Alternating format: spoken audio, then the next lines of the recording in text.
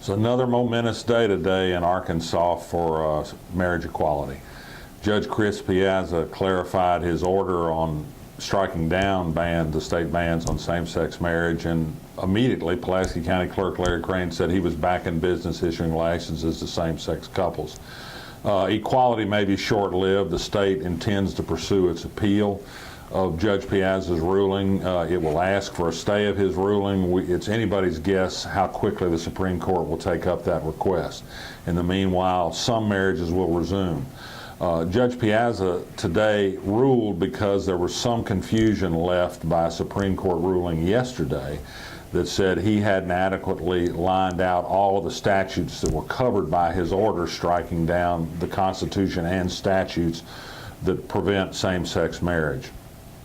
He made it very clear he intended to strike them all down, which actually everybody knew from reading his order that was what was intended. So he also did it again in ringing language and said he would not stay the order because unconstitutional actions would continue to do harm to same-sex couples who wanted to be married, and he was not going to stand in their way of having equality.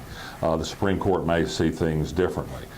This turns now great speculation toward the Supreme Court and how it may split on the merits of the case. I think the weight of legal opinion in Arkansas is simply because of the weight of legal opinion throughout the United States that this Supreme Court will ultimately uphold Chris Piazza. Will they do so unanimously, as this same court did when it came to gay parents' rights to adopt? I would predict not. There's some extremely ambitious people on that court with other political aims in mind. It is still viewed as a political liability in some quarters to support marriage equality in Arkansas. So I think they'll have a hard time mustering a unanimous opinion on the Supreme Court.